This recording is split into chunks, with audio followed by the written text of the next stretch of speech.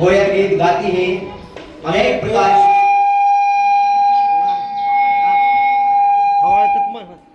पक्षियों की आवाज आती है।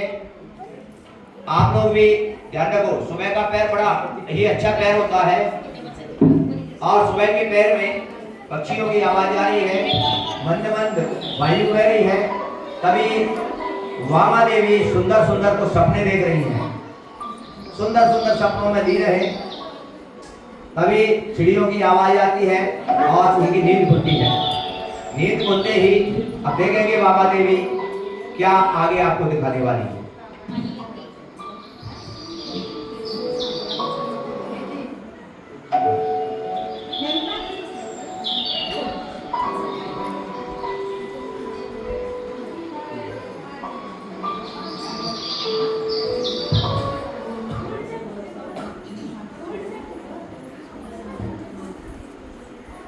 सखी, अरे ओ सखी, सखी, अरे कहाँ रह गई तुम? सुबह सुबह कितना अच्छा मूड था मेरा, सब खराब कर दिया। अरे सखी कहाँ पर गई तुम? जल्दी आओ ना। बोलो बोलो, कौन हूँ मैं? अरे सखी, ये क्या कर रही हो? तुम क्यों मुझे हमेशा परेशान करती हो? कभी तो समझा करो, हर वक्त मजाक का नहीं होता। ठीक है, अब जाने दो। अब ऐसा करो, मेरा एक काम करो, जल्दी से जाकर महाराज को कहो कि महारानी ने आपको याद किया है। अरे मैं तो यही थी, तुम्हारी आवाज सुनी तो दौड़ी चली आई।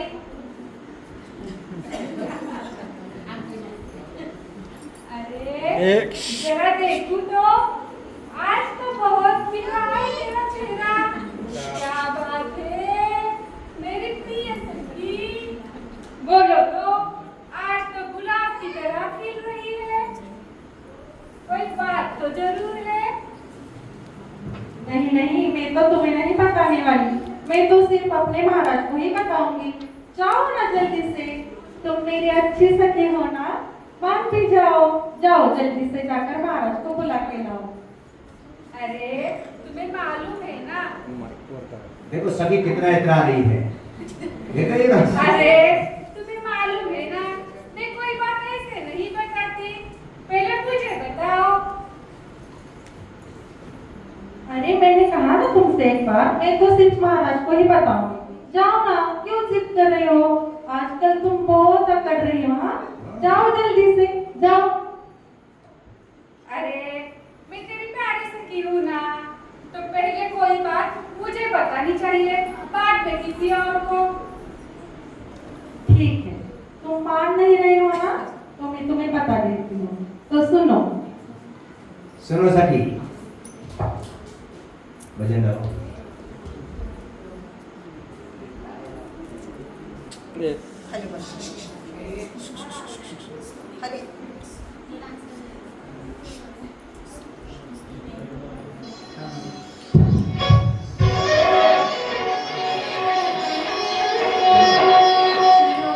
जी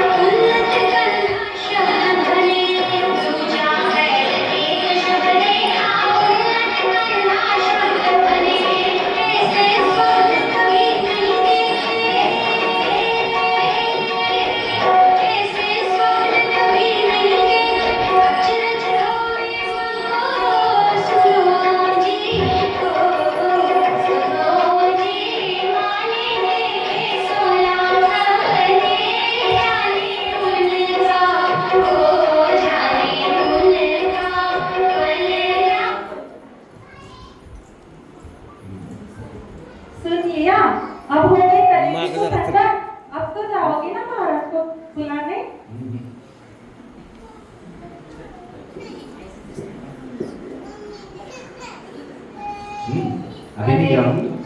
अरे तुम्हें पता है ना, मैं अब भी जाने वाली नहीं हूँ। अभी जाने वाली नहीं है महारानी। हाँ, अभी मेरे बात समझ में आई। ये ले लो, मेरे कंगन ले लो।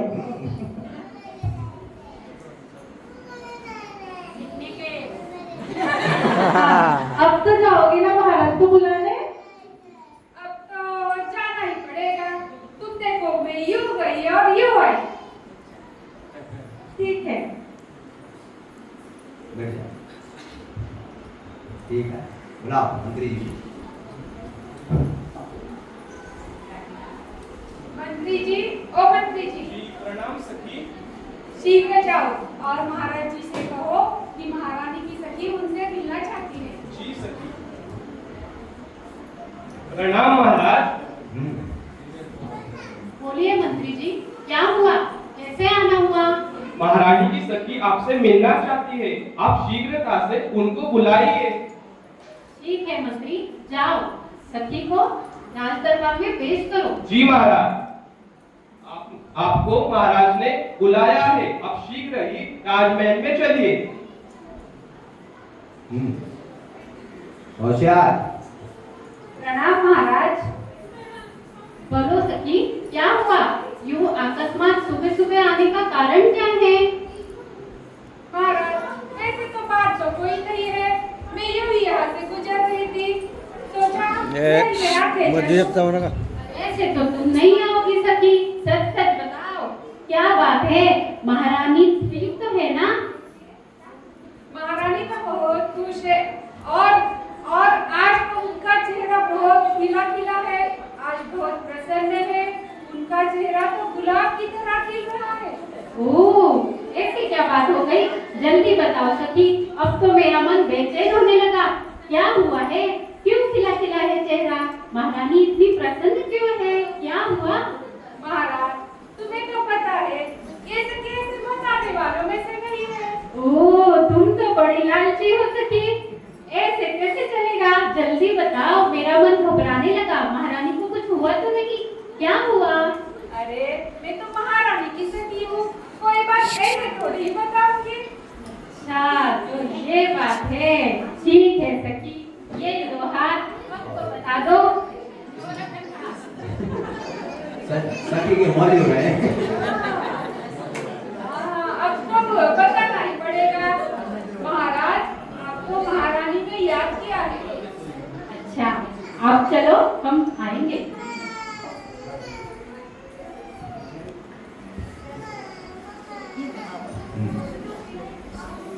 मंत्री जी,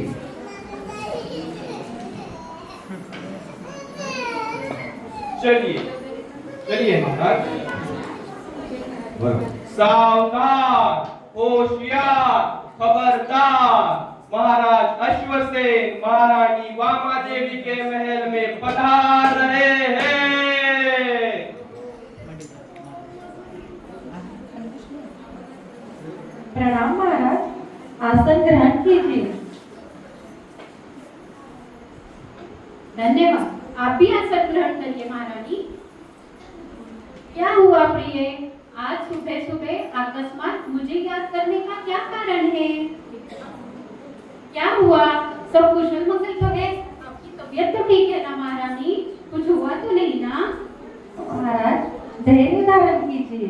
मेरी तबीयत एकदम ठीक है और मुझ पर कोई संकट भी नहीं है। मैं परेशान भी नहीं हूँ। परंतु महाराज, आज सुबह से ही मेरा मन कुछ आकुल व्याकुल सा हो रहा है। क्या हुआ प्रिय? पहेली ना बुझाओ, बता भी दो, क्या हुआ? ठीक है महाराज। महाराज, मैंने आज सुबह के प्रहर में 1 नहीं, 2 नहीं, 3 नहीं, 4 नहीं,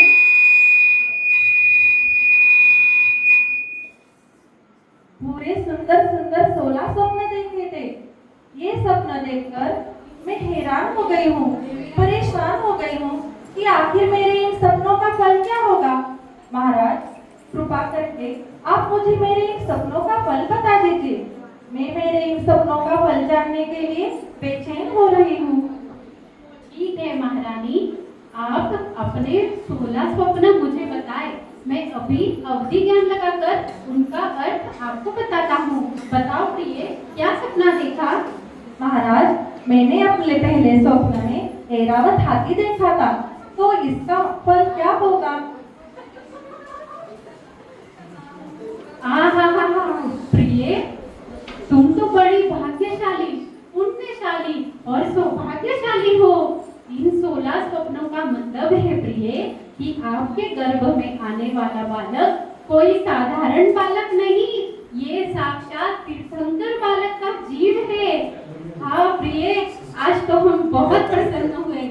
और आपने जो सपने में देखा ऐरावत हाथी, इसका मतलब ये है प्रिय, जैसे हाथी शत्रु की सेना का नाश करता है, वैसे ही ये बालक बलशाली होगा, पुण्यवान होगा और ऐसे ही कर्म रूपी शत्रु का नाश करने वाला होगा। और क्या देखा प्रिय? महाराज, मैंने अपने दूसरे स्वप्न में बैल देखा था, तो इसका अर्थ क्या है और इसका फल क्या होगा? हाँ प्रिय, बैल यानी ऋषभ। जैसे ऋषभ पूरे संसार का भार ग्रहण करता है, वैसे ही ये साक्षात तीर्थंकर बालक कर्म रूपी भार ग्रहण करेगा। और क्या देखा था प्रिय?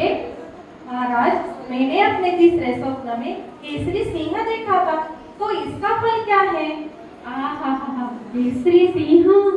केसरी सिंह का मतलब है प्रिय कि ये बालक बहुत बलशाली होगा और कर्म रूपी गज का नाश करने वाला होगा।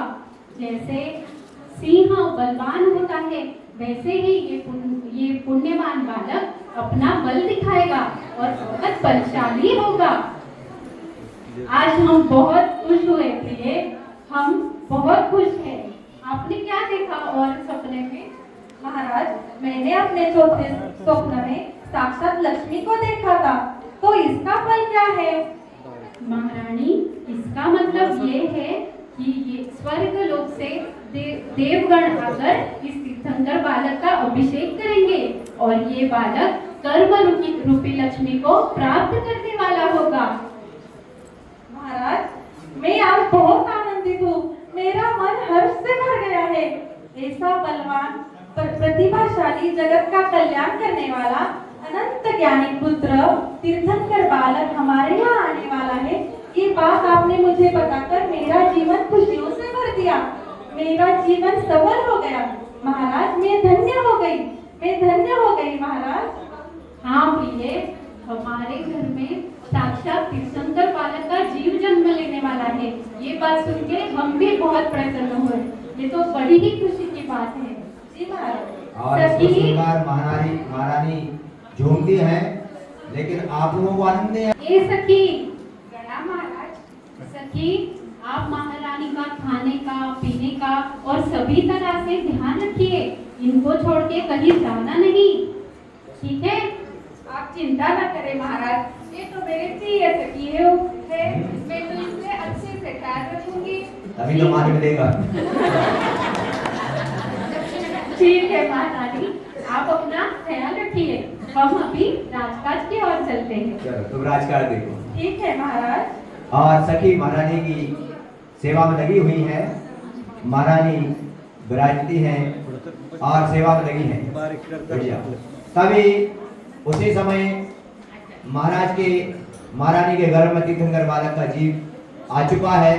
तभी महारानी की सेवा के लिए अष्टकुमारियों के लिए सौधर्मेंद्र आदेश करता है और कहता है, जाओ अष्टकुमारियों, माँ की सेवा में संलग्न हो जाओ।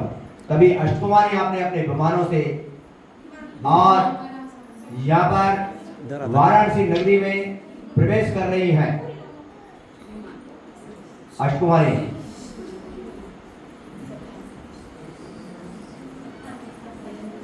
थोड़ा सा ना तालियां बजाती है, अरे पात्रों के दृश्यों पर इनाम नहीं दे सकते तो ताली तो बजा दो। और अष्टकुमारी आ जाती है और देखो अष्टकुमारियां कोई माँ की हवा करती है, कोई पैर दबाती है, कोई हाथ दबाती है, कोई चोटी करती है, कोई साड़ी संभालती है। और अष्टकुमारी देखो क्या सेवा कर रही हैं। देखो तुम लोग भी ध्यान रखो, ऐसा पुण्य कमाओ क्या कि ऐसी अगर मां मर गई तो ऐसी सेवा होगी तुम्हारी। और अष्टकुमारी इस प्रकार से देखो देखो एक चोटी कर रही है, देखो एक क्या इस प्रकार से अब मां की सेवा चल रही है। मां का समय धीरे धीरे व्यतीत हो रहा है, मां का समय आगे बढ़ता जा रहा है। तभी अब मां को परेशान है अष्टकुमारियां की सारी सेवा कर रहे हैं पर मां को नींद नहीं आ रही। क्या नहीं आ रही? तभी एक अष्टकुमारी मां को नींद लाने के लिए और खड़ी होती है, मां से कुछ कहती है। प्रणाम माँ। माँ, मैं आपको एक जोक सुनाऊं जिससे आपको जरूर नींद आ जाएगी। ठीक है, सुनाओ। तो एक दादी थी, वो अनपढ़ थी और वो ऐसे ही घूम रही थी और पढ़े लिखे बच्चों से सुन रही थी कि आज फ्लू फैल रहा है। तो एक दिन दादी को भी आज फ्लू हो गया और वो चली गई। समझ में आ रहा है ना ये जो बोल रही है अष्टकुमारी, समझ में आ रहा है कि नहीं? हैं? अच्छा ठीक है।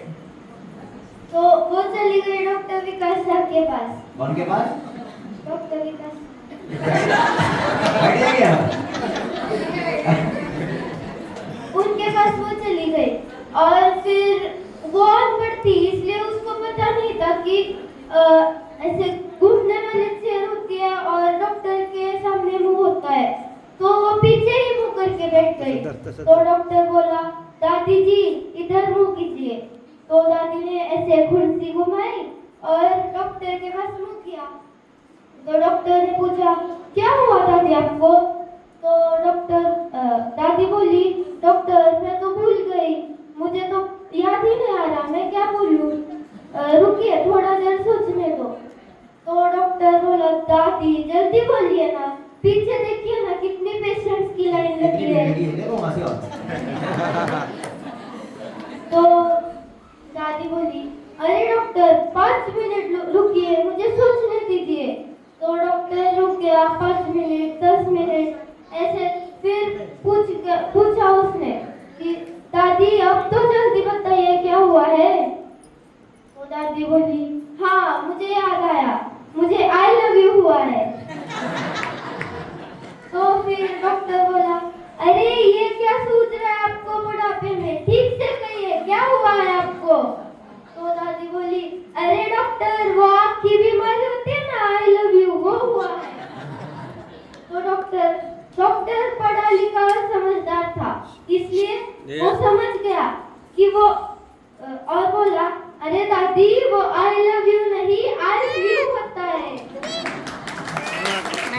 बहुत अच्छे, बहुत अच्छे। और इस प्रकार अष्टकुमारी बड़ी मां प्रसन्न हो रही है, बड़ी आनंदित है। और आप लोगों को आनंद आ रहा हो तो बता देना, मां प्रसन्न है। और ये जिसका भी बच्चा है भाई साहब कृपया करके इसको कंट्रोल करें, क्योंकि ये पूरा लाइव चैनल चल रहा है, पूरा खराब हुआ है। आप देखो तभी मां को फिर भी नींद नहीं आ रही, तब उस समय दूसरी अष्टकुमारी खड़ी होती है। प्रणाम माता श्री, मैं भी आपको एक जोक सुनाना चाहती हूँ, क्या मैं सुना सकती हूँ? सुनाओ ना। एक घर होता है, उस घर में चार लोग रहते थे, एक बेटा और उसके मम्मी पापा और एक कुत्ता भी रहता था।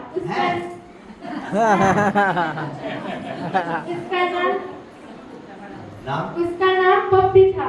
तो एक दिन क्या हुआ कि उस लड़के की एग्जाम नजदीक आ रही थी और उसकी मम्मी ने उसे बोला कि अगर तुम इस एग्जाम में फेल हो गए तो मैं इस पप्पी को कबाड़ वाले के पास दे दूंगी, और अगर तुम इस एग्जाम में पास हो गए तो मैं इस कुत्ते को इसी घर में रखूंगी।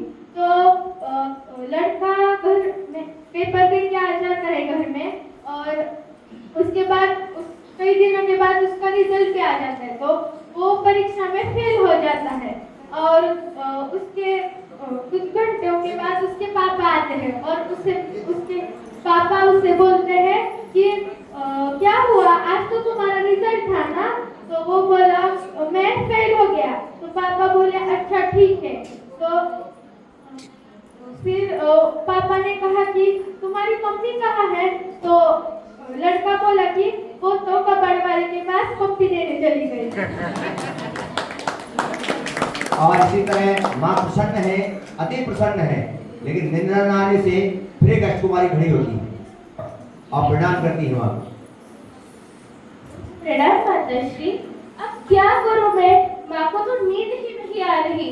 अब माता मैं ही आपको कोई तो कहानी सुनाती हूँ। एक दिन की बात होती है, एक आदमी और उसकी पत्नी। तो एक दिन पत्नी कहती है आदमी से, मुझे फेयर एंड लवली ला के दो। तो आदमी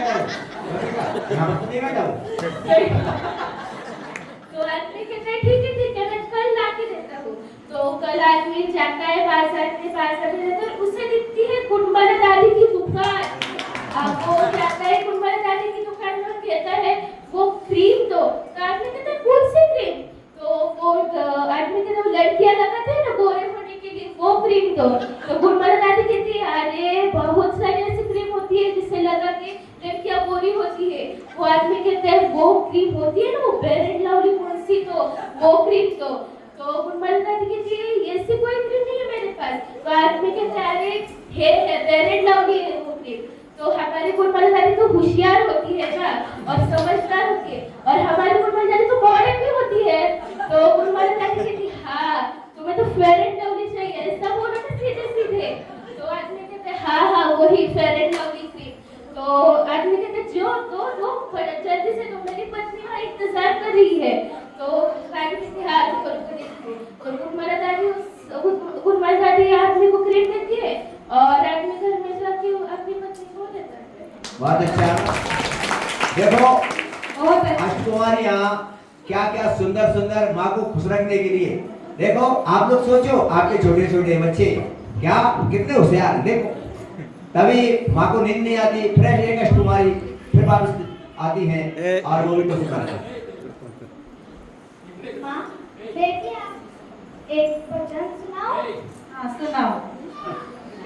बरसा दाता सुख बरसा, आंगन आंगन सुख बरसा।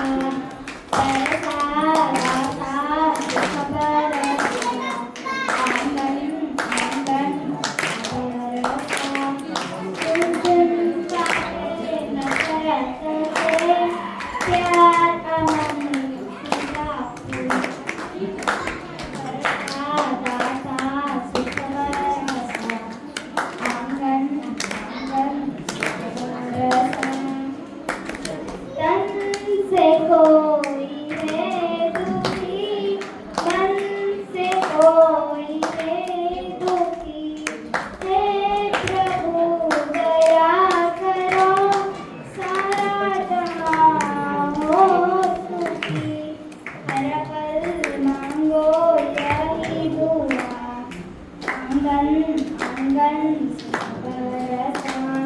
बरसा दाता सुख बरसा, आंगन आंगन सुख बरसा। बहुत अच्छा। बहुत बढ़िया बहुत बढ़िया। और इस प्रकार अष्टकुमारियाँ इस प्रकार माँ को प्रसन्न कर रही हैं और माँ अति प्रसन्न है। देखो माँ की तरफ देखो कितनी प्रसन्न है। देखो क्या, और तीर्थंकर की माँ है किसकी? इसका प्रसन्न। तभी और अष्टकुमारी अब तैयार हो सकती है। माता मैं आपके चरणों में प्रणाम करती हूँ।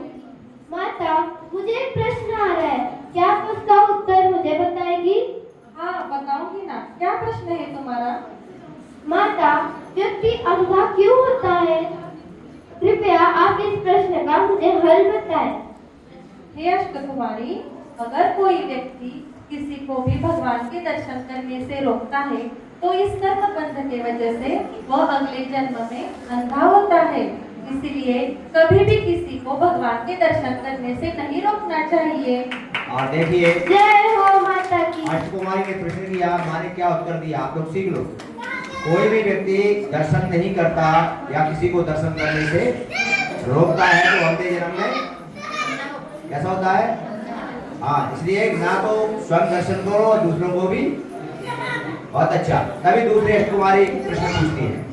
प्रणाम माताश्री। माताश्री मेरे मन में एक प्रश्न है, क्या उस प्रश्न का आप मुझे उत्तर बताएंगे? हाँ बताऊंगी, क्या प्रश्न है तुम्हारा? माता, मनुष्य जन्म से ही बहरा क्यों होता है?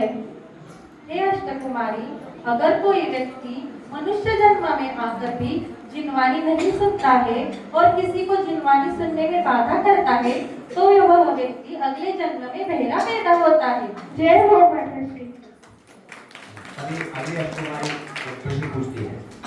प्रणाम माताश्री, मेरे मन में एक प्रश्न आ रहा है, इंसान गूंगा क्यों होता है? हे अष्टकुमारी, अगर कोई व्यक्ति मनुष्य जन्म में आकर भगवान की भक्ति नहीं करता है, भगवान के गुणगान नहीं करता है, तो वह व्यक्ति अगले जन्म में गूंगा पैदा होता है। प्रणाम माता। अभी अष्टकुमारी और प्रश्न पूछती है। प्रणाम माता जी, मेरा भी एक प्रश्न है। क्या प्रश्न है? इंसान कोढ़ी क्यों होता है?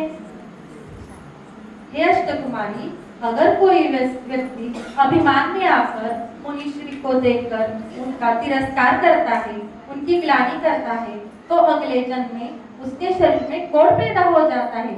इसीलिए कभी भी किसी मुनिराज को देखकर तो उनका तिरस्कार नहीं करना चाहिए, उनकी ग्लानि नहीं करनी चाहिए। और अष्टकुमारी अगला प्रश्न पूछती है। माता, मेरा भी एक प्रश्न है, कुत्ता देव गति में क्यों पैदा होता है और देव कुत्ते की गति में क्यों पैदा होते हैं?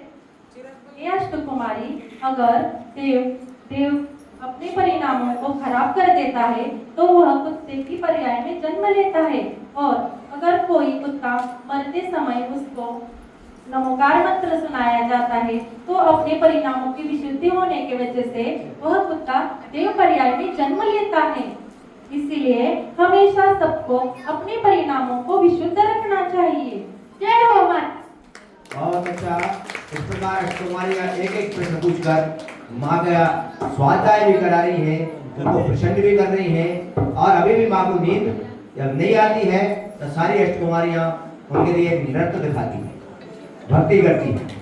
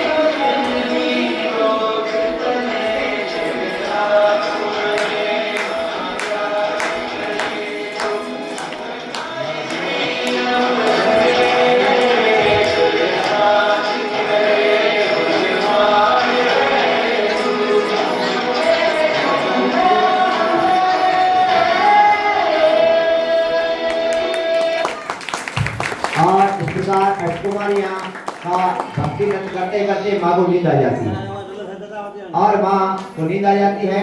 कभी अष्टकुमारियाँ उस समय अपने अपने विमानों में बैठकर अपने अपने स्थान को प्रस्थान होती है। चलिए आगे देखते हैं। और ये पंचम काल है, इसलिए वैसे तो तीर्थंकर माँ को कोई तकलीफ नहीं होती, लेकिन पंचम काल में तुम दिखाते हैं, वैसे तो कोई दिक्कत नहीं होती। अब माँ सो गई और अब माँ विश्राम पर अष्टकुमारी चली जाती है। तभी माँ सुबह होता है, सुबह का पहर होता है।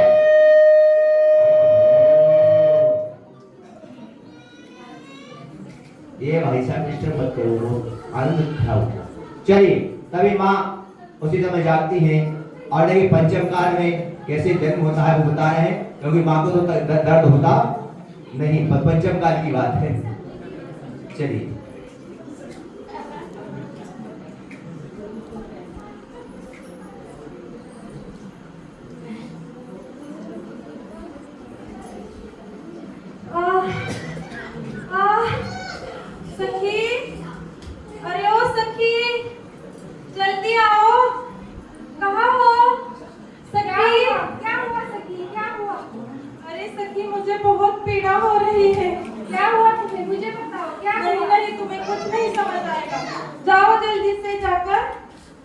बुला के लाओ। ठीक है, मैं अभी लेके आती हूँ।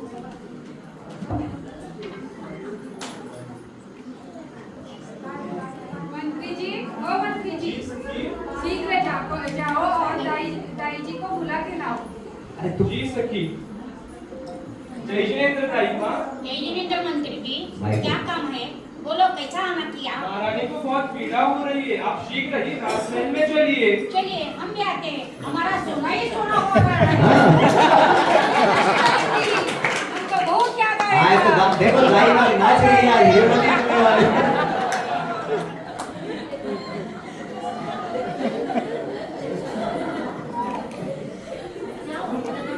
माइक दो ना माइक।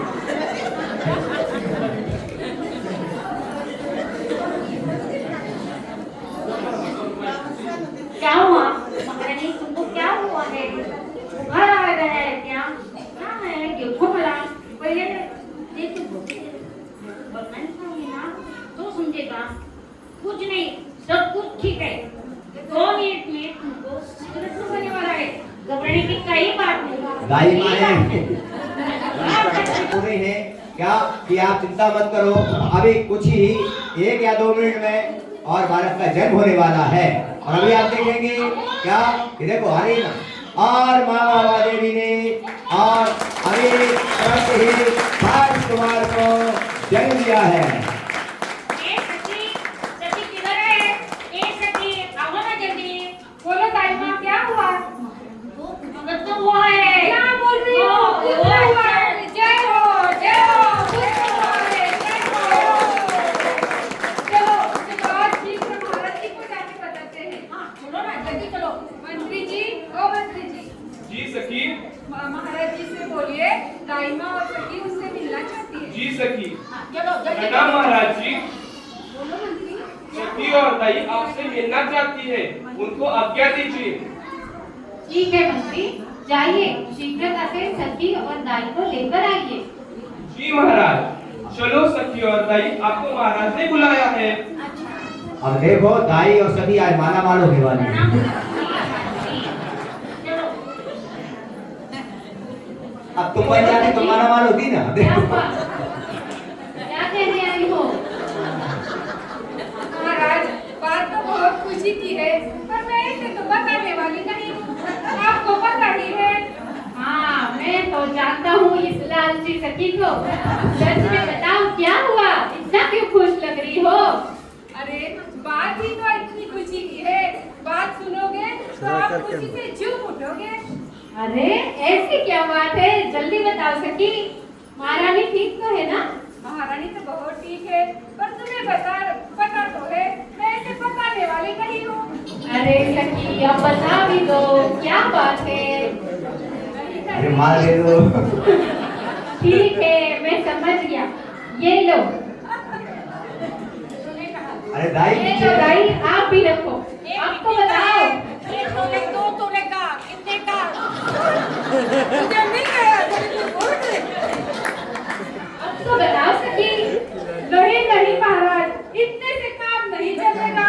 कंजूसी मत करो, बात तो बड़ी खुशी की है। और इस प्रकार से प्रसन्न होती है और महाराज के दरबार में सखी अब कुछ बताने जा रही है। बताओ बताओ क्या हुआ? आपको बता दो। ये हुई ना बात, अब बताऊंगी। बताओ बताओ, जल्दी बताओ। महाराज, आपकी महारानी बामा देवी ने आपके महल में पुत्र रत्न को जन्म दिया है। जय हो। मैं तो आज बहुत खुश हुआ। पुत्र रत्न इस राज्य को बताओ चलाने के लिए टीका करवाने का जन्म हो रहा है और तुम लोग कंजूस कार्यों कर रहे हैं। मंत्री जी, इधर आइए, सारे राज्य को सजाइए। इस समय तो सारे खजाने बांटिए। सबको 1100 रुपए इनाम देना चाहिए। मंत्री जी जाइए, सारे खजाने खोल दो, दावतें बटने दो, हीरे मोती बांट दो, सारे राज्य को सजाओ। आज हम बहुत प्रसन्न हैं मंत्री। जल्दी जाओ मंत्री, अप्सराओं को बुलाओ, नृत्य गान होने दो। आज हम बहुत खुश हैं। जी महाराज, जी महाराज। जय हो, जय हो। बैठ जाओ इधर, सामने इधर। चढ़ी और महाराज ने खजाने खोल दिए।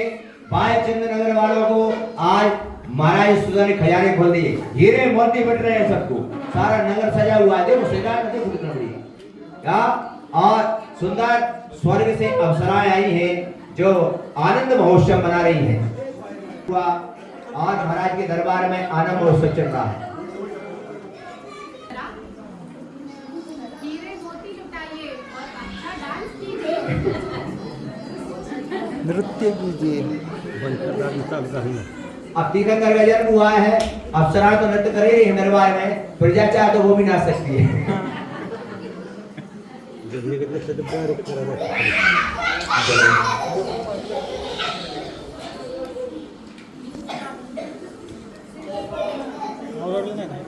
माफ करतो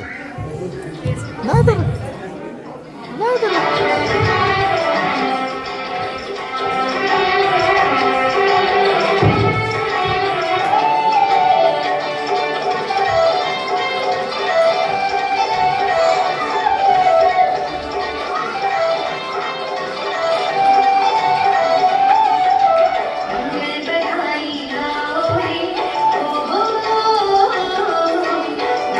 बधाई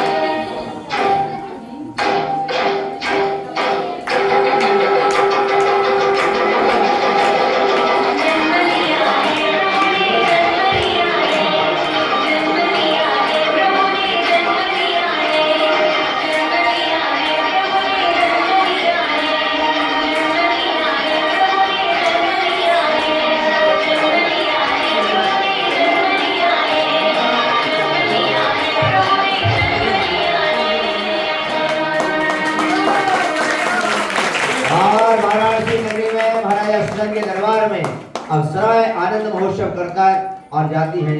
और इधर अपन देखते हैं इधर स्वर्गों में सौधर्मेंद्र अपनी इंद्राणी के साथ बैठे हुए हैं।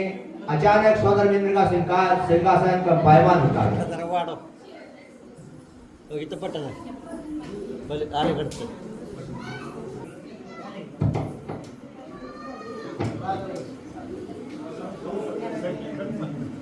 तभी सची इंद्राणी को चिंता हो जाती है और सची इंद्राणी सौधर्मेंद्र से अब पूछती है, हे प्राणनाथ, उभं कर. भाई को बोलो। उभं कर. जरा मोठं कर.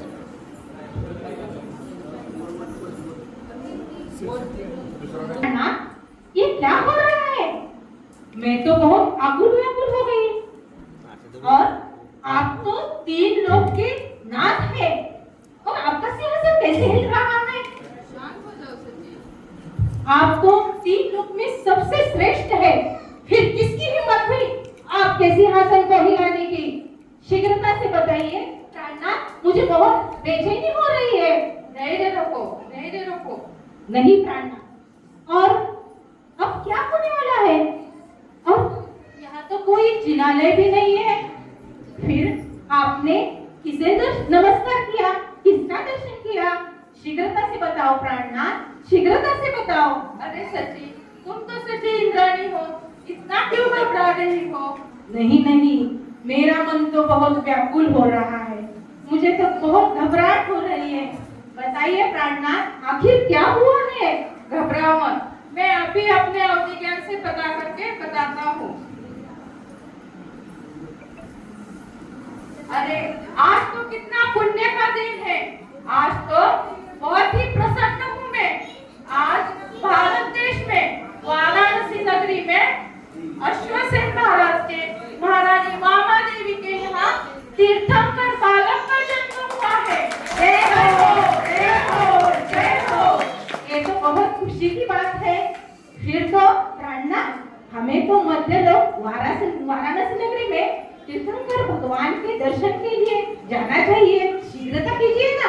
हाँ, ठीक कह रही हो सची। हे देवगणों, सौधर्मेंद्र आदेश कर रहा है देवों। हे देवगणों, तुम सबके लिए एक सूचना है।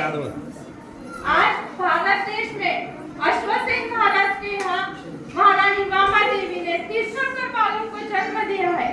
तुम सबको अपनी अपनी अप्सराओं के साथ, अपने अपने वाद्यों के साथ जन्मोत्सव में आना है। जय हो, जय हो, जय हो। सौधर्मेंद्र अपनी सची इंद्राणी के साथ विमान में बैठते हैं और देव अपने अपने विमानों में बैठते हैं और वाराणसी नगरी की ओर प्रस्थान करते हैं। तभी और वो वाराणसी नगरी में पहुंचते हैं, तब दरवाजे पर सखी तैयार हैं और सौधर्मेंद्र वाराणसी नगरी में धीरे धीरे प्रवेश कर रहे हैं और माँ के उस कक्ष तक पहुंच रहे हैं। रुको रुको, कहाँ जा रहे हो? अरे तुम्हें पता नहीं, मैं स्वर्ग से सौधर्म इंद्र हूँ। मुझे तीर्थंकर बालक के दर्शन करने हैं। आप ऐसे अंदर नहीं जा सकते। पर क्यों? आपको पता नहीं कि प्रसूति गृहों में पुरुषों का जाना वर्जित है। समझ में आ गई कि नहीं? अरे मैं आज एक पुरुष हूँ, इसलिए प्रसूति गृह में नहीं जा सकता। मुझे बहुत दुख हो रहा है सची। ऐसा करो, तुम जाओ और तीर्थंकर बालक को लेकर बाहर आओ। नहीं नहीं प्राणनाथ, ऐसा पाप करने को मुझसे मत कहिए। मैं नहीं जाऊंगी, नहीं जाऊंगी। अरे तुम तो एक सच्ची इंद्राणी हो, तुम तो कुछ भी कर सकती हो। तुम इतनी विद्याओं की धारी हो, लेकिन एक नन्हे बालक को उसकी माता से जुदा करने का पाप करने को मुझसे मत कहिए। मैं नहीं जाऊंगी, नहीं जाऊंगी, नहीं जाऊंगी। अरे मैं तुम्हें एक युक्ति बताता हूँ। तुम ऐसा करना कि माँ को मायावी निद्रा में सुला देना और वहाँ पे एक मायावी बालक रखना और अपने तीर्थंकर बालक को बाहर लेके आना। ये तो सही है। फिर प्राणनाथ मैं यूं गई सची इंद्राणी अब प्रसूति गृह में प्रवेश करती हैं। सौदागर मित्र बाहर उनका इंतजार करती है।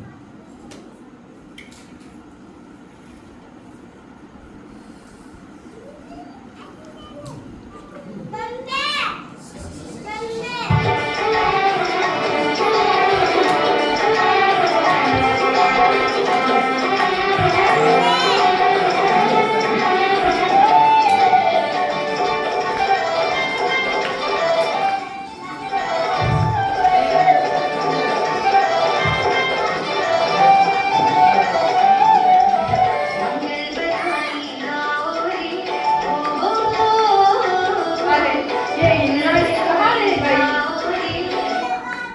सौदागर इंद्राणी बालक को देखकर अति प्रसन्न है। सौदागर इंद्राणी झूम रही है। अरे ओ सौदागर सची, मित्र बाहर परेशान हो रहे हैं। ये कहाँ रह गई? अरे तुमने मेरी सची को देखा? नहीं मैं तो नहीं देखा। ये कहाँ रह गई? अरे माता, आपने मेरी सची को देखा? नहीं देखा। गाड़ी देखो। अरे ओ सची, कहाँ हो? आ जाओ। अब कितना तड़पाओगी मुझे? और सौदागर मित्र तीर्थंकर वाले के दर्शन के लिए कैसे तड़प रहा है देखो। अब मुझे बालक को दे दो। नहीं दूंगी। अरे सची, चाहे तो तुम मेरा राजपाट ले लो, सिंहासन ले लो, पर बालक को मुझे दे दो। वो तो सब मेरा है, तुम क्या मुझे दोगे? उसकी पत्नी पर, उसके पति से ज्यादा हक होता है उसके जायदाद पर, मालूम नहीं तुझे? मैं नहीं दूंगी। अरे मैं तो तुम्हारा नाथ हूँ ना। होंगे मेरे हाथ में तो 3 लोग के नाथ है, मैं तो तुम्हें नहीं दूंगी। दे दो ना। नहीं दूंगी। मुझे दे दो। नहीं। अरे दे दो, मैं तुम्हारे हाथ जोड़ता हूँ, नहीं तो पैर पड़ता हूँ। दे दो बालक को, इतना मत तड़पाओ। और सौदागर मित्र रो रहे हैं इंद्राणी के सामने। तब इंद्राणी के मन में थोड़ा सा दया आती है। और ये तो देखो कितना प्रसन्न हो रहा है। हजारों नेत्र करता है और तीर्थंकर वाले के दर्शन कर रहा है।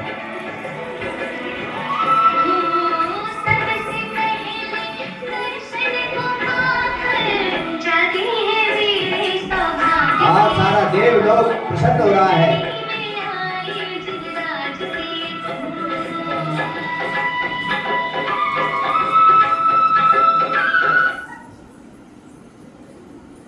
और देव महोत्सव मनाते हैं और सची इंद्राणी तीर्थंकर माँ के पास छोड़ती हैं। और उसी समय अब पालने में बालक झूलेगा और महाराज अपनी महारानी के साथ राय दरबार में बैठे हुए हैं। पालने महाराज अपनी महारानी के साथ, आजा महाराज जी। महारानी दोनों बैठे हैं।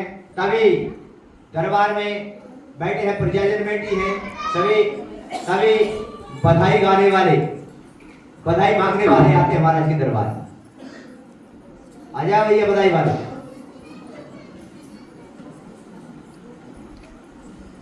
तिथलं चौरंग काढ माग घ्या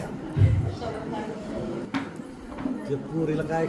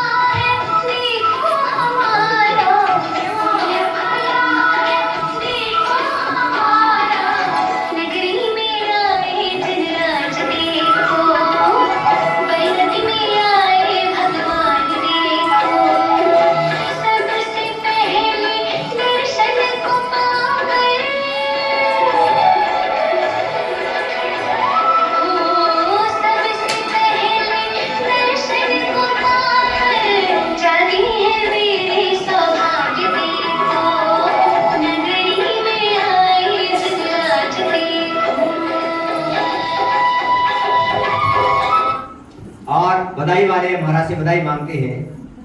मांगो। हाँ लल्ला को तो दे दो जरा। कहो महारानी कितना सुंदर लल्ला है, नजर में लग जाए इसको। अरे कुछ तो बोलो गुणमाला जी। और महाराज प्रसन्न होकर ढेर सारे और इनको ढेर सारे सोने के अवसर बांट रहे हैं। सभी बधाई वाले प्रसन्न होते हैं और बधाई लेकर अपने अपने स्थान को प्रस्थान करते हैं।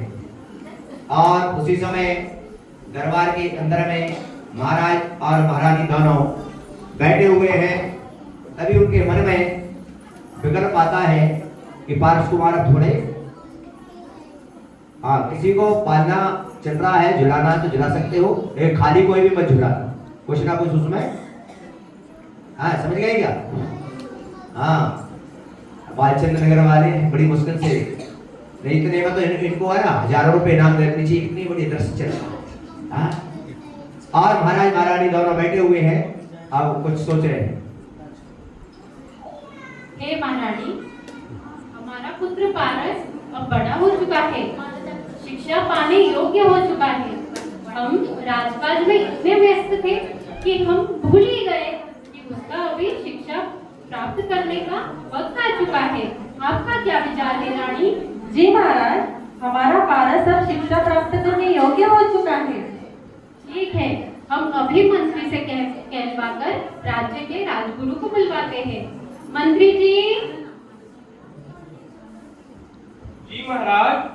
जाइए, राज्य के राजगुरु को बुलाकर लाइए। जी महाराज, जैसी आज्ञा।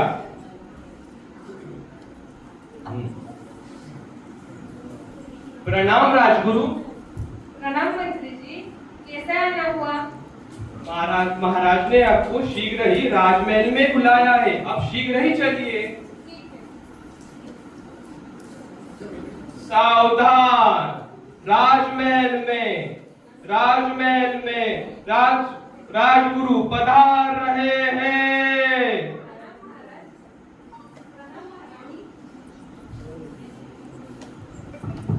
प्रणाम राजगुरु, आइए आसन ग्रहण कीजिए। कहिए महाराज, राज दरबार में सब कुशल मंगल तो है ना?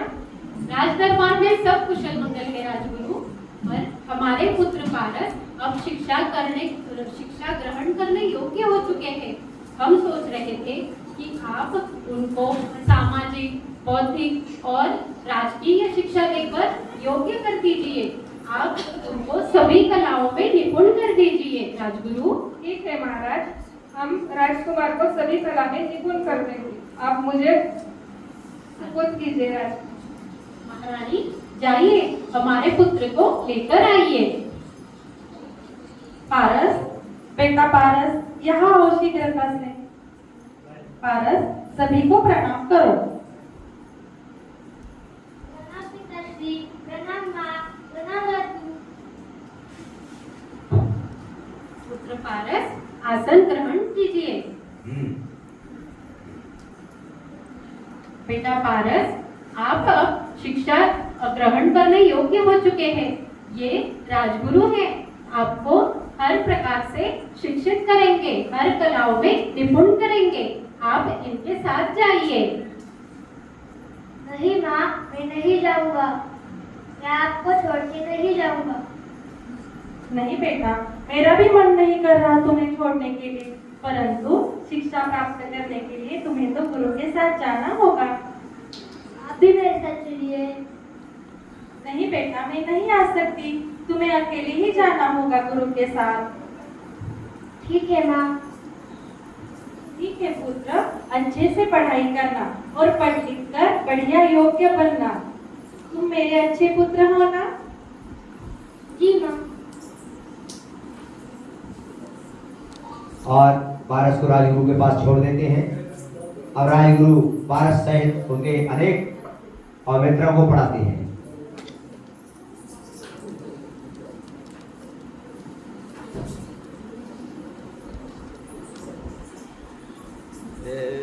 चलो बच्चों, जल्दी से ठीक से बैठो।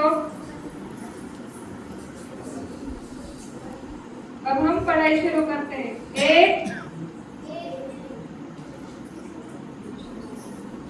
एक बच्चों, तुम भी बोलो। दो।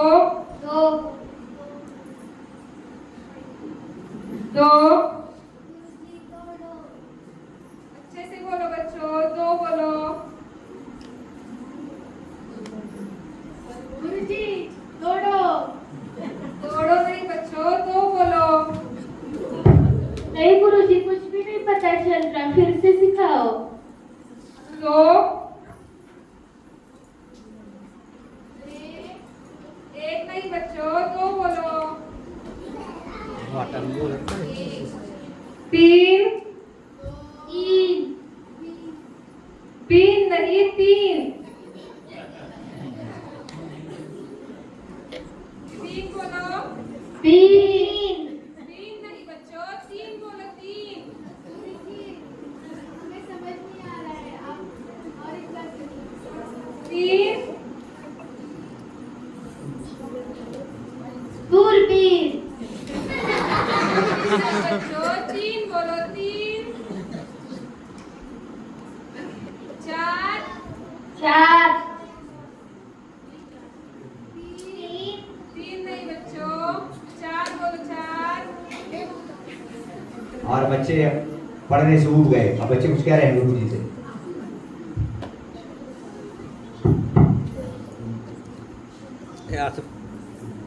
गुरुजी अब पढ़ाई बहुत होगी है, हमें खेलना है, चलिए गुरुजी। नहीं बच्चों, पढ़ाई करो। नहीं गुरुजी, अब बहुत हो गई पढ़ाई, अब हमको उसको खेलना है हमें। चलो ना गुरुजी, चलो ना। ठीक है बच्चों, चलो ना गुरुजी, कुछ तो खेलना है। चलो लाइन लगाओ।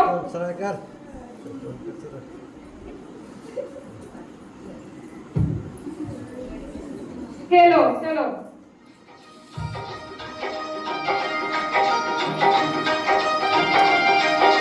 रेल चली भाई रेल चली, दो पलियों की रेल चली। रेल चली भाई रेल चली, दो पलियों की रेल चली। अजब निराली रेल चली, चुक चुक करती रेल चली। अजब निराली रेल चली, चुक चुक करती रेल चली। आगे कभी पीछे कभी दाएं कभी बाएं कभी दौड़ रही है गली गली। रेल चली भाई रेल चली, दो पलियों की रेल चली। अब गुरुजी दूसरा खेल। ठीक है बच्चों, चलो सब लोग दौड़ो, मैं लंगड़ी लगानी हूँ। दौड़ो बच्चों। आओ, चलो ऐसे खेलो आप भी। आओ। पकड़ो पकड़ो मुझे पकड़ो। और प्रत्येक खेल में पारस जीत जाता है। चलो बच्चों, पाठशाला खत्म हो गई, अब अपने अपने घर चलो। और सभी बच्चों की पाठशाला पूरी हुई, खेल पूरा हुआ, तभी बच्चे अपने अपने घर को चलते हैं। इधर पारस की माँ उसका इंतजार कर रही है।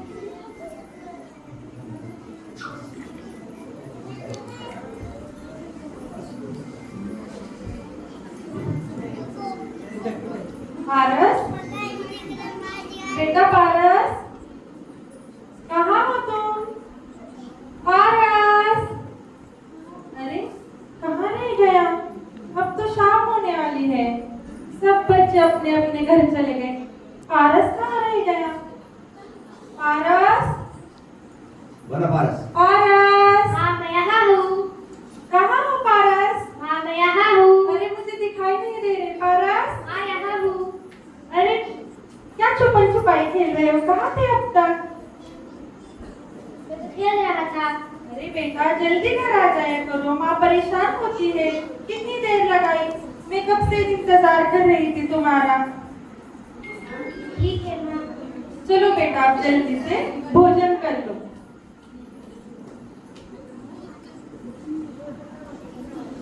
ये लो, आज सारे तुम्हारे पसंद के पकवान हैं। ये छोले पूरी खाओ, ये पानी पूरी खाओ और थोड़ा चमचम भी खा लो। पसंद आया सब? ठीक है, अब थोड़ा विश्राम कर लो। और सुबह होता है, तभी पारस महाराज का में आ जाओ। तभी पारस अपनी माँ से बोल रहा है,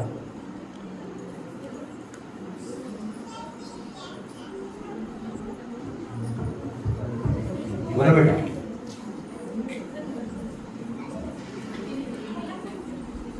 बोलो खेलने जाना। मुझे मेरे दोस्तों के साथ जंगल में खेलने जाना है। नहीं बेटा, मैं तुम्हें कहीं नहीं जाने दूंगी। तुम बहुत देर कर देते हो आने में, और वह जंगल में कितने जीव जंतु होंगे, तुम्हारी वहां पर रक्षा कौन करेगा? नहीं नहीं, मैं तुम्हें नहीं जाने दूंगी। तुम रोज लेट आते हो।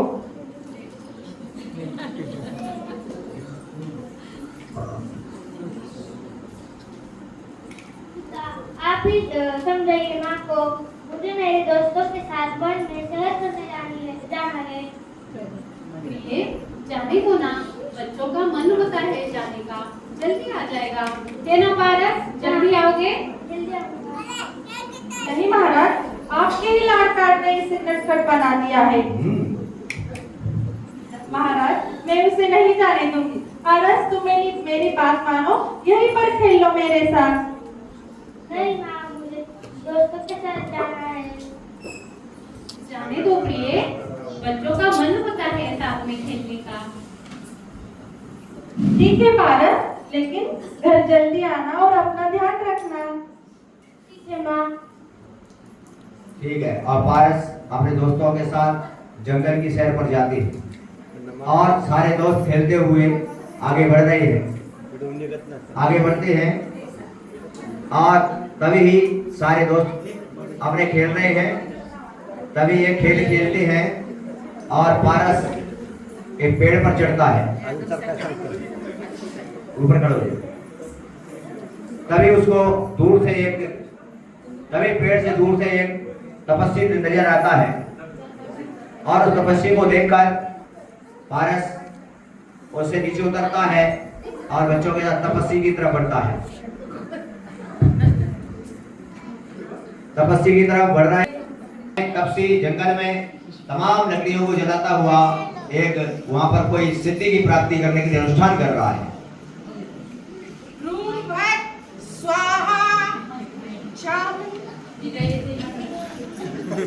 और पारस धीरे धीरे उसकी तरफ बढ़ रहे हैं।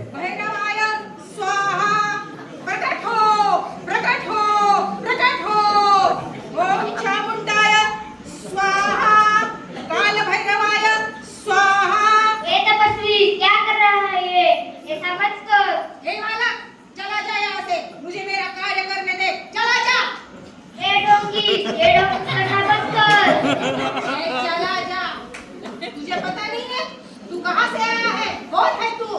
मेरे अनुष्ठान में विघ्न मत डाल। चला जा। और अपनी जिंदगी खोना नहीं चाहता तो चला जा यहाँ से। मैं तुझे जलाकर भस्म कर दूंगा। चला जा। ये मत करो, इसमें अनंत जीवों की इच्छा हो रही है। चला जा। तू क्या मुझे सिखाएगा? चला जा। मैं तुझे हमें भस्म करता हूँ। ये ले रूम भर स्वाहा। हा हा हा, मुझे कुछ नहीं होता तेरे मंत्रों से। ये तो डर भी नहीं रहा है। इस पर मैंने जलती हुई अग्नि फेंकी, लेकिन इस पर उसका कोई असर नहीं हो रहा है। हे भगवान, मेरी शक्ति अभी कम है। ये मुझसे ज्यादा शक्तिशाली है। अभी मुझे उसकी बात माननी चाहिए। अरे बालक, मैं तेरा नाना हूँ। चल मुझे नमस्कार कर। मैं तुझे नमस्कार नहीं करूँगा। अरे नमस्कार कर। तुझे बात नहीं समझती? नमस्कार कर। मेरे कार्य में विघ्न मत जा। चला जा यहाँ से। अपनी जिंदगी खोना नहीं चाहता? चला जा यहाँ से। इस लकड़ी में नाग नागिन है, चाहे तो चीर के देख लो। तू क्या मुझे बताएगा? अगर इसमें नाग नागिन नहीं होंगे तो मैं तुझे देख लूंगा। अभी शांत हो जा। मेरी शक्तियों का इस पर कोई असर नहीं हो रहा है, लेकिन इसे मैं बाद में देख लूंगा। इसका बदला तो मैं लेकर रहूंगा। देख, मैं अपनी लकड़ी चीर के देखता हूँ। और तब से लकड़ी को चीरता है, उसमें जलते हुए नाग नागिन निकलते हैं और नाग नागिन निकलते हैं। तभी पारस कुमार उसको नमोकार सुनाता है। अभी मेरी शक्तियाँ कम है, लेकिन मैं इसका बदला लेकर रहूंगा। मेरे इसने अनुष्ठान बिगड़ा है। नमो अरिहंतानम, नमो सिद्धानम, नमो आयर्यानम, नमो उवझायानम, नमो लोहे सहुवसाहुनम। और पारस कुमार ने नमोकार सुनाया और दोनों नाग नागिन यहाँ से अपनी आयु छे करके और भवनवासी देवों में जाकर और धरेन्द्र पद्मावती बन जाते हैं। इधर तापसी अपनी आयु को पूरा करके स्वर्ग में संबर नाम का देव बन जाता है और यहाँ पर अब माँ इंतजार कर रही है पारस का। ते लाकूड उतर तिथलं. पारस, बेटा पारस कहाँ हो तुम? पारस, अरे ये तो आज दोस्तों के साथ जंगल में खेलने गया है, अभी तक नहीं आया। अब तो शाम हो गई, कहाँ रह गया? हाँ मैं यहाँ हूँ। मुझे तो बहुत घबराहट हो रही है, मुझे बहुत चिंता हो रही है। कहाँ रह गया मेरा पारस? चमेली से पूछती हूँ। बहन चमेली, तूने मेरे बेटे पारस को देखा? नहीं देखा। तुम्हारा बेटा आ गया? हाँ, कब कहाँ गया? चमेली का बेटा तो आ गया। अभी राम प्यारी को पूछती हूँ। राम प्यारी, तुमने मेरे बेटे पारस को देखा? मैं कहाँ देखूं पारस को? मैंने तो नहीं देखा पारस को। तुम्हारा लल्ला आ गया? मेरा तो लल्ला कहाँ गया? सब बच्चे घर आ गए। आज आने दो पारस को, फिर कभी नहीं खेलने जाने दूंगी। पारस, बेटा पारस। हाँ मैं यहाँ हूँ। पारस, अरे कहाँ थे तुम? मैं तुम्हारी कब से राह देख रही थी। कितनी चिंता हो रही थी मुझे तुम्हें। वहाँ जंगल में कहाँ रह गए थे तुम? सब बच्चे अपने घर आ गए। मैं तो मित्रों के साथ खेल रहा था। ठीक है पुत्र, अगली बार याद रखना, देर मत करना और जल्दी घर आ जाया करो। चलो अभी थोड़ा विश्राम कर लो। और पारस कुमार आ जाते हैं और अपने महलों में पहुंचते हैं। धीरे धीरे पारस बड़ा हो गया, यौवन अवस्था को प्राप्त हो गया। तब महाराजा और महारानी दोनों बैठे हुए हैं और अपनी कुछ चर्चा करते हैं।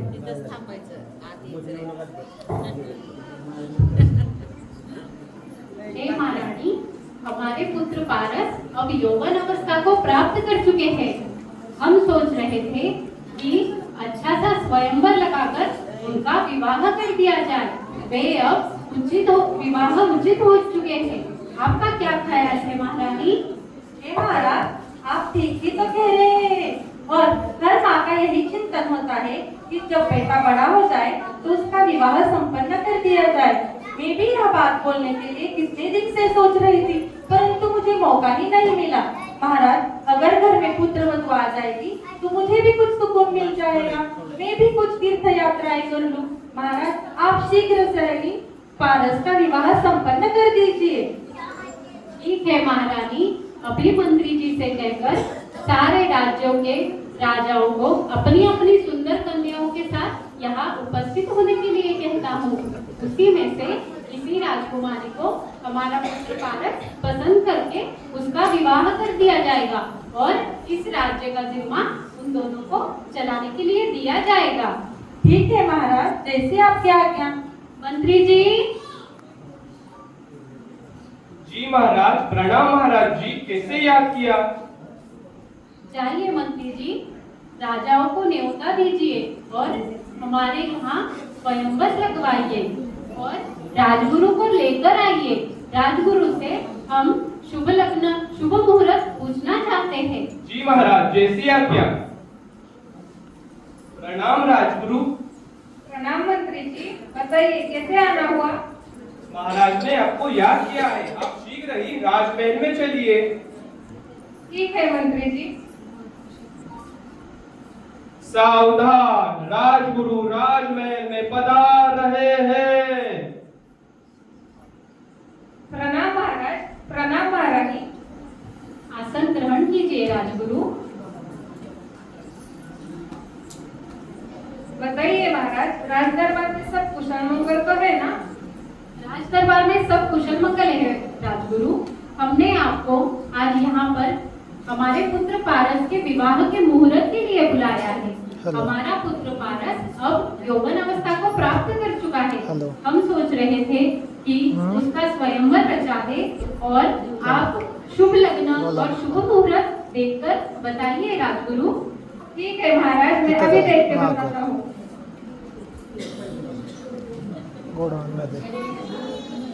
महाराज, राजकुमार कुमार पत्रिका तो बहुत ही शुभ है। इसी शुभ मुहूर्त में राजकुमार का विवाह कर दीजिए। 18 तारीख को शुभ मुहूर्त है। ठीक है राजगुरु। मंत्री जी। जी महाराज। मंत्री जी, जाइए राजकुमार को बुलाकर लाइए। जी महाराज। प्रणाम पार्श कुमार। मंत्री जी, यहाँ कैसे आना हुआ? आपको आपके पिताश्री ने शीघ्र ही राजकुल में याद किया है। आप वहाँ पे उपस्थित होइए। ठीक है, चलिए आता हूँ। महाराज की जय हो, महाराज की जय हो। राज दरबार में राजगुरु ये पार्श कुमार पधार रहे हैं। प्रणाम पिताश्री, प्रणाम माताश्री, प्रणाम गुरुवर। पिताश्री, मुझे याद किया? हाँ पुत्र, यहाँ पर आपकी माताजी, राजगुरु और सभी देशाओं के राजा अपनी अपनी सुंदर कन्याओं के साथ उपस्थित है। आप किसी राजकुमारी को पसंद करके अपना विवाह संपन्न कीजिए।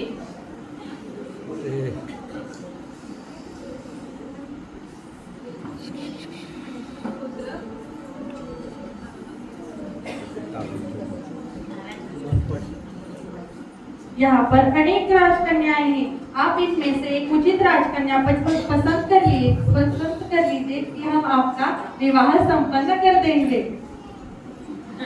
नहीं पिताश्री, नहीं माताश्री, ये आप क्या कह रहे हो? मैंने कभी सपने में भी नहीं सोचा कि मैं कभी शादी करूंगा, विवाह करूंगा। ये आज्ञा मत दीजिए, इस बंधन में मत डालिए। पिताश्री, ऐसी आज्ञा मत दीजिए कि मैं उसका पालन ना कर सकूं। पिताश्री, मुझे मेरा आत्मा का कल्याण करना है, मुझे वैराग धारण करना है, दीक्षा धारण करनी है। ये शादी विवाह नहीं करना है। माताश्री, आप भी कुछ समझाओ। नहीं नहीं, ये आप क्या कह रहे हो? मैंने आपको कितने लाड प्यार से पाल पोस कर बड़ा किया है और मैंने आपके लिए कितने बड़े बड़े सपने देखे। आप मेरे इन सपनों को तोड़कर जा रहे हो? क्या यही धर्म है आपका? नहीं माताश्री, आप व्यर्थ में विकल्प कर रहे हो। मुझे जाने दो, मेरे आत्मा का कल्याण करने दो। नहीं नहीं बेटा, ये तुम नहीं कर सकते। ये राजकाज कौन देखेगा? ये राज्य कौन चलाएगा? आप अकेले ही तो पुत्र हैं हमारे। जरा अपने पिता की तरफ तो देखो, उनका दिल तोड़कर मत जाओ पुत्र, मत जाओ। हे पुत्र, ऐसा अनर्थ ना करिए। हमारा तो अब बुढ़ापा आ रहा है। ये राजकाज, ये हर्ष वैभव, ये सब आप ही के लिए तो है। आप ना जाए पुत्र, अभी शादी विवाह करिए। जब आपका बुढ़ापा आएगा तब संन्यास धारण करिए पुत्र, अभी मत करिए। नहीं पिताश्री, मुझे मेरे आत्मा का कल्याण करना है। ये राजकाज, ये राजवैभव, ये प्रजा, ये मेरे कुछ काम का नहीं। ये सब नश्वर है। मुझे जाने दीजिए, मुझे मेरे आत्मा का कल्याण करने दीजिए। नहीं नहीं बेटा, मैं तुम्हें नहीं जाने दूंगी। वहाँ जंगल में शेर होते हैं, बड़े बड़े अजगर होते हैं। वो अजगर तुम्हें निगल जाएंगे। वहाँ पर तुम्हारी रक्षा कौन करेगा? वहाँ जंगल में बरसात होती है, गर्मी बढ़ेगी, सर्दी बढ़ेगी। तुम कैसे रहोगे? क्या खाओगे? मैं नहीं जाने दूंगी पुत्र तुम्हें। पुत्र मत जाओ।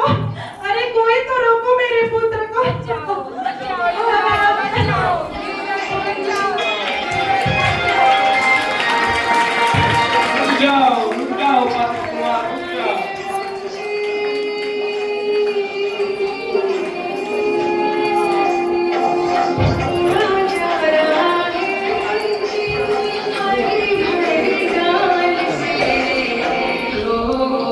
जंगल की ओर प्रस्थान कर जाते हैं। माता पिता रो रहे हैं और पार्श कुमार जंगल की ओर पहुंच जाते हैं।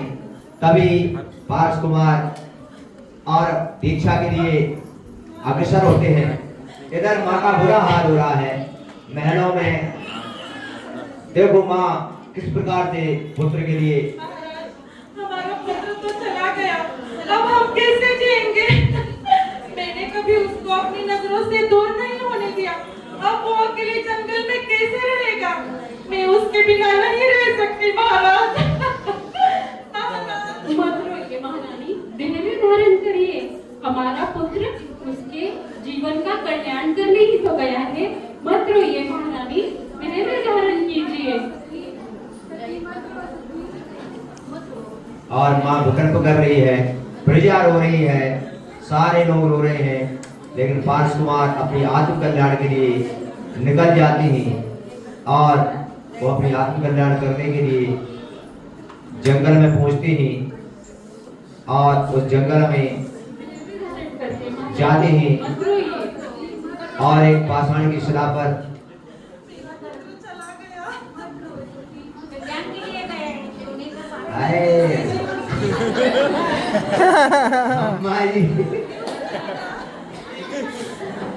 अम्मा जी वो तो कल्याण कर लो बिना 30 वर्ष में, तुम क्या कर रही हो 80 में?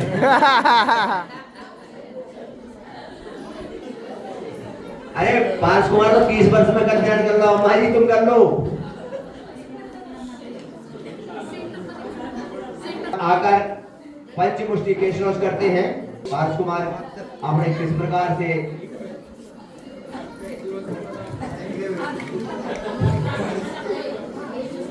और पार्श कुमार पंचमुष्टि केशरोष करके पद्मासन लगाकर और ध्यान में लीन होते हैं।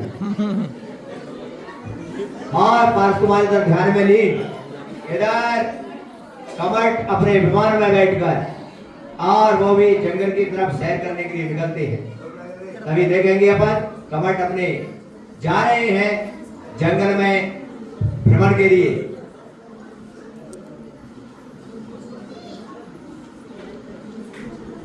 और विमान आकाश मार्ग से निकलता है।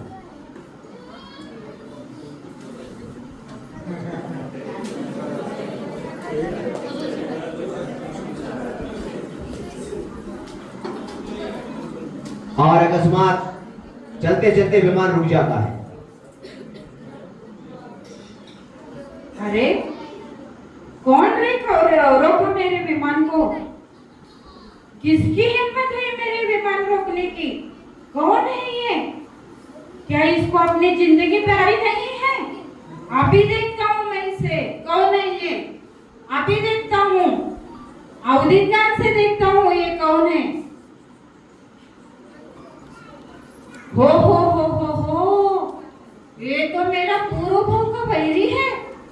इसने अभी भी वैरत्व को नहीं छोड़ा। ये अनेक भावों से वैर करता आ रहा है। ये अभी भी मुझसे वैर करता है।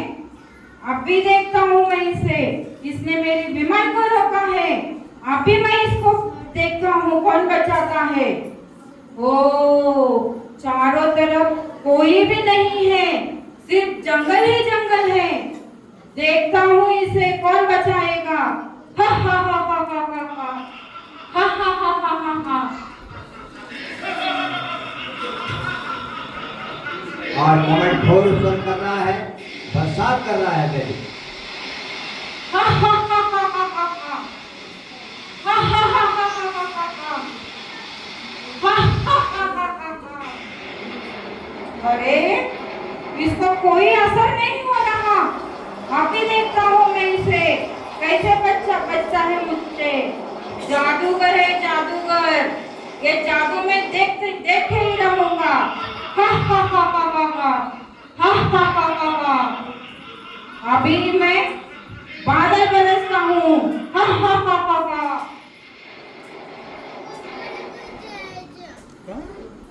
हा हा हा हा हा हा हा हा।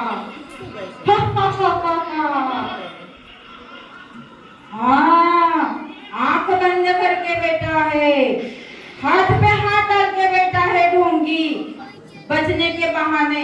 अब मैं देखता हूँ इसे, ये कैसे बच पाएगा। अभी देखता हूँ। हा हा हा हा हा हा हा हा हा हा हा हा। अरे ये तो हिल भी नहीं रहा, इस पे कोई असर नहीं पड़ रहा। कि मेरी सारी शक्तियां निष्पन्न हो गई। अब मैं बड़े बड़े शक्तियों को आमंत्रित करता हूँ।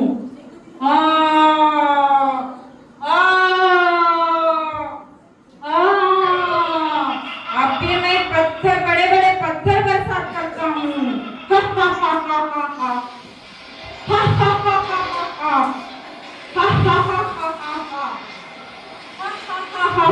घोर उपसर्ग कर रहा है कमट से, पत्थर बरसा रहा है बड़े बड़े। और इधर स्वर्गों में हरेंद्र पद्मावती बैठे हुए हैं और उनका सिंहासन पर पायमान होता है।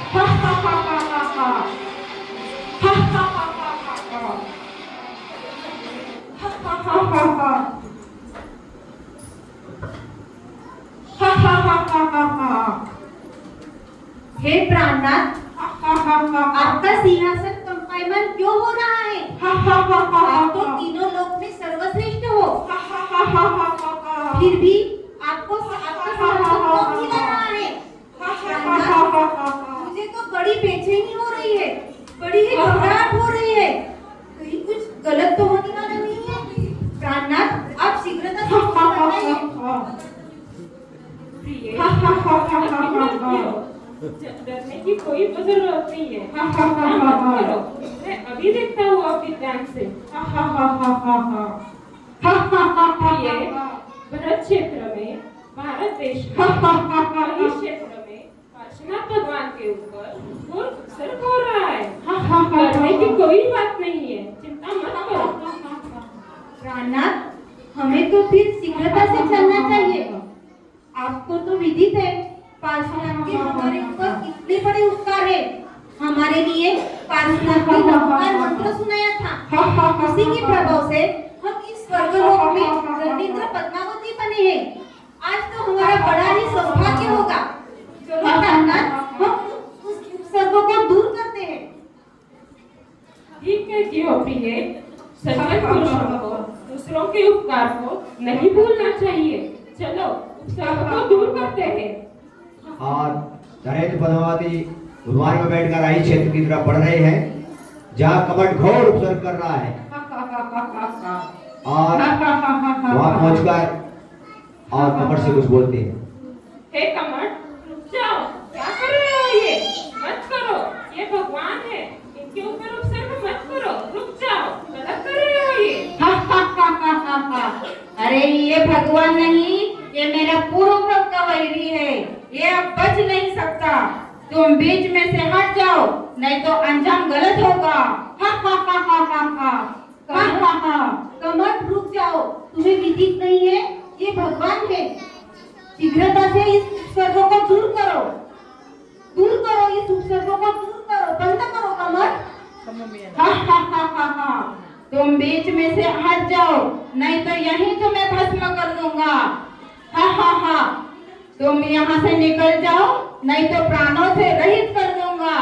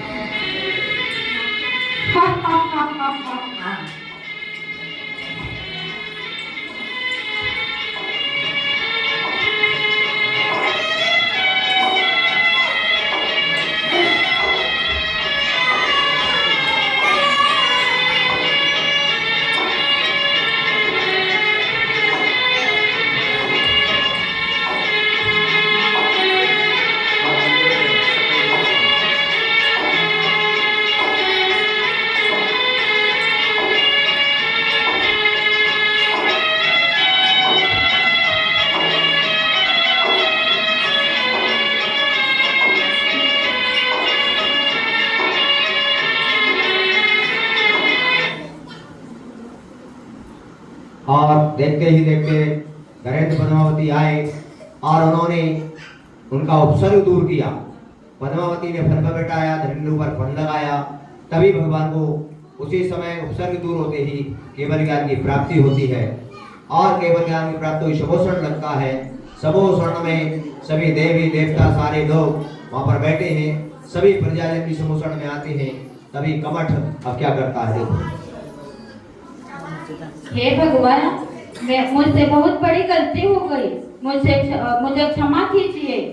मैं बहुत अनेक भावों से मैं आपके ऊपर उपसर्ग करता आ रहा था। मुझे आज विदित हुआ कि आप भगवान हैं। हे प्रभु, आप तीन लोक के नाथ हैं, सब जीवों पर दया करते हैं। आप मुझ पे भी दया करके मुझे क्षमा कीजिए और मेरा आत्म कल्याण का मार्ग सरल हो। मैं आपके ही व्रतों को धारण करके आपसे मैं क्रोध को, क्षमा को, मान को, सब कषायों को त्याग कर, वैर को छोड़कर मैं आपकी राह पर चलूंगा। हे प्रभु मेरा आत्म कल्याण का मार्ग विदित हो। जय हो प्रभु, जय हो प्रभु, और जय हो कमट इस प्रभु। प्रकार क्षमा मांगता है, लेकिन भगवान तो भगवान है और कमट को भी क्षमा किया। ऐसे कमट ने जो बैर किया और भगवान के सबोसाठ में उस कमट ने भी बैर को छोड़ दिया और उसने भी अपनी आत्मा का कल्याण कर लिया। आप सभी लोग जो यहाँ पर बैठे हुए हैं सभी इससे शिक्षा सीखें क्या कि भगवान के समोसाठ में किसी भी प्रकार का वैर विरोध छोड़कर अपनी आत्म कल्याण का मार्ग प्रशस्त करने का भाव रखना चाहिए। किसी का अगर किसी से कभी कोई वैर हो, किसी प्रकार की कोई बात हो, तो आज सभी कसायों को यहाँ पर इसमें अपन छोड़ दें आज, और कसायों को छोड़कर जब कमट अपने जीवन का कल्याण का मार्ग प्रशस्त करता है तो अपन को भी करना। इस प्रकार यहाँ पर एक कमट का अवसर दूर होता है, भगवान को केवल ज्ञान की प्राप्ति होती है और यहाँ पर सभी भगवान के केवल ज्ञान का महोत्सव मनाते हैं। और अपन सभी इस नाटका को तुमने अच्छी तरह से देखा। इसी प्रकार की नाटकाएं अगर आप बालचंद्र नगर वालों का इस साथ मिलता रहेगा, इस प्रकार की नाटकाएं और भी 2-4-6 नाटकाएं 10 लक्षण पर्व में भी यहाँ पर संपन्न हो सकती हैं। और इसी प्रकार से हम धन की प्रभावना इस प्रकार करते रहेंगे और भगवान को केवल ज्ञान हुआ। कल सुबह भगवान का मोक्ष कल्याण मनाएंगे। सभी बालचंद्र नगर वाले यहाँ पर आदिनाथ जिलाने में आमंत्रित हैं। बालचंद्र नगर वाले सभी आमंत्रित हैं आदिनाथ जिलाने में सुबह मोक्ष कल्याण के लिए। इस प्रकार आप सभी अपना अपना महोत्सव मनाएं। समय अपना हो गया इसलिए महोत्सव मना लें, टाइम अधिक